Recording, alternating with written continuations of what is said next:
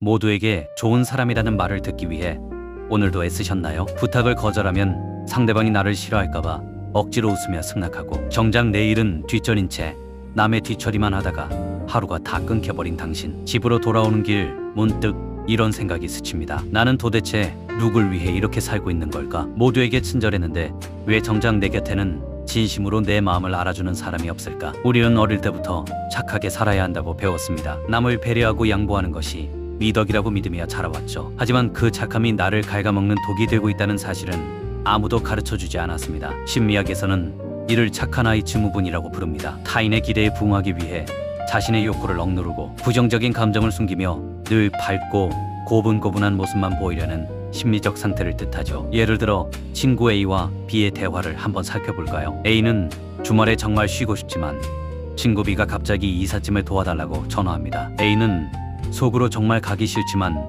나 아니면 도와줄 사람이 없겠지라며 수락합니다. 결국 주말 내내 고생만 하고 돌아온 A는 고맙다는 말 한마디에 위안을 삼으려 하지만 정작 B는 당연하다는 듯 다음에도 또 도와달라고 말합니다. 이때 A의 마음속에서는 서운함과 분노가 피어오르지만 입 밖으로 내뱉지는 못합니다. 이런 상황이 반복되면 인간관계는 오히려 망가지기 시작합니다. 나는 희생하고 있다고 생각하지만 상대방은 그것을 당연한 권리로 여기게 되고, 결국 나는 지쳐서 관계를 회피하거나 갑작스럽게 폭발해버리게 되는 것이죠. 도대체 어디서부터 잘못된 걸까요? 좋은 사람이 되려는 노력이 왜 나를 더 외롭게 만드는 걸까요? 이제 우리는 미움받을 용기를 내어 진짜 내 편을 만드는 법을 배워야 합니다. 착한 아이 증후군이 위험한 진짜 이유는 무엇일까요? 그것은 타인의 승인을 얻기 위해 나의 진짜 감정을 유기하기 때문입니다. 심리학자 카렌 호나이는 이를 당위성의 횡포라고 설명합니다. 나는 이래야만 해 저래야만 해라는 강박이 나를 가두는 감옥이 되죠. 착한 사람이라는 편판에 집착할수록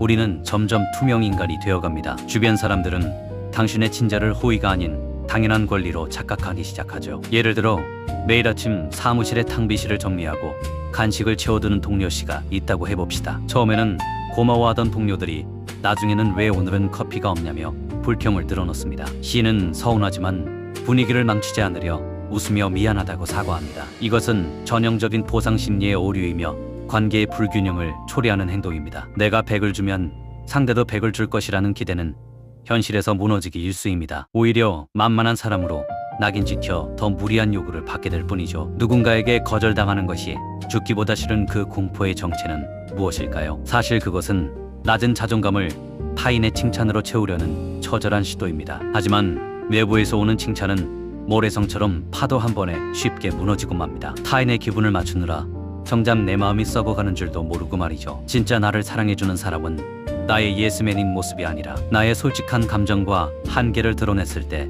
곁에 남아주는 사람입니다. 이제 우리는 타인의 시선이라는 감옥에서 걸어 나와야 할 때입니다. 다음 파트에서는 착한 사람 가면을 벗고 나를 지키는 법을 알아보겠습니다. 이제 우리는 타인의 시선이라는 감옥에서 걸어 나와 미움받을 용기를 가져야 합니다. 미움받을 용기란 단순히 남에게 미움받는 짓을 하라는 뜻이 아닙니다. 그것은 타인의 평가에 휘둘리지 않고 나의 삶을 살아가겠다는 단단한 결단입니다. 심리학자 알프레드 아들러는 이를 과제의 분리라고 설명합니다. 내가 거절을 했을 때 상대방이 어떻게 느낄지는 상대방의 과제이지 나의 과제가 아니라는 것이죠. 우리는 그동안 상대방의 감정까지 책임지려 하느라 정작 나의 감정을 돌보지 못했습니다. 자, 이제 구체적으로 착한 사람 가면을 벗고 진짜 나를 지키는 연습을 시작해 봅시다. 첫 번째 단계는 바로 거절의 기술을 익히는 것입니다. 거절할 때는 상대방의 인격을 비난하는 것이 아니라 오직 상황과 나의 상태만 전달하세요. 예를 들어 친구가 또다시 주말에 갑작스런 약속을 잡으려 할 때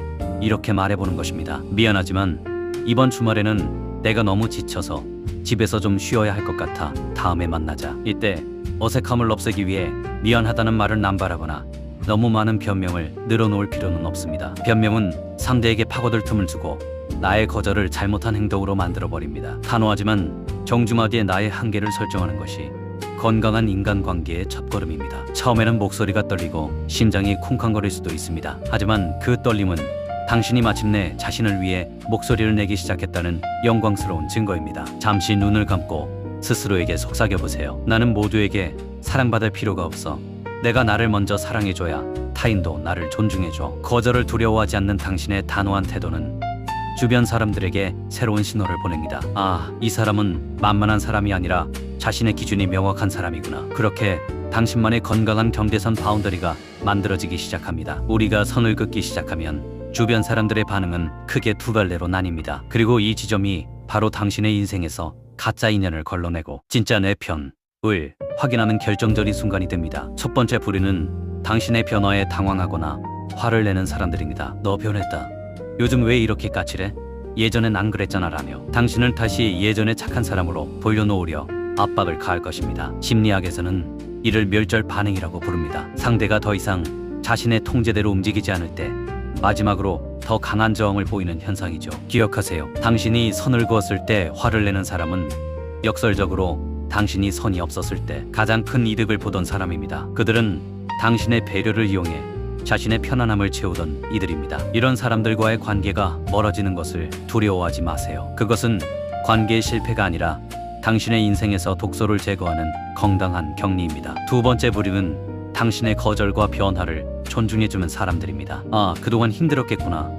그래, 네 상황이 그렇다면 어쩔 수 없지. 다음에 보자라고 말해주는 이들이죠. 이들은 당신의 기능을 사랑한 것이 아니라 당신이라는 존재 자체를 아끼는 사람들입니다. 진짜 내 편은 당신이 무리하게 애쓰지 않아도 당신 곁을 지킵니다. 오히려 당신이 솔직하게 자신의 상태를 말했을 때 안도감을 느낍니다. 이제야 내 진짜 속마음을 알 것 같아 다행이야 라고 말이죠. 가식적인 친절보다 솔직한 거절이 훨씬 더 깊은 신뢰를 만든다는 사실을 잊지 마세요. 관계를 맺을 때 이제는 양보다 질에 집중해야 합니다. 수백 명의 지인보다 내가 아니오라고 말해도 나를 떠나지 않을 단 한 명의 친구가 당신의 자존감을 지탱해주는 든든한 버팀목이 됩니다. 착한 아이의 가면을 벗는 순간 당신의 인간관계는 비로소 의무에서 선택으로 바뀝니다. 착한 아이의 가면을 벗어던지는 과정은 결코 쉽지 않습니다. 오랫동안 입어온 옷을 벗는 것처럼 어색하고 때로는 발가 벗겨진 듯한 불안함이 찾아올지도 모릅니다. 하지만 기억하세요. 그 불안함은 당신이 타인의 꼭두각시에서 벗어나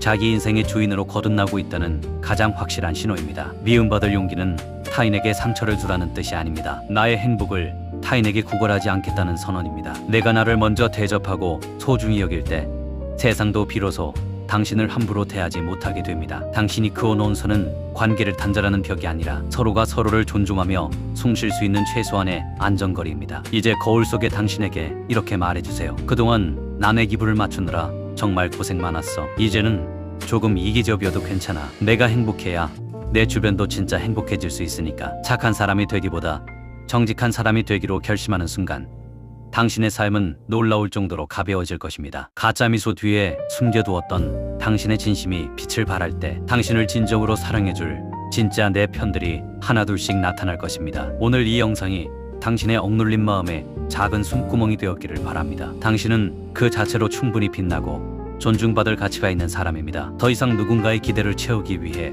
당신의 영혼을 깎아내리지 마세요. 영상이 도움이 되셨다면 구독과 좋아요 부탁드립니다.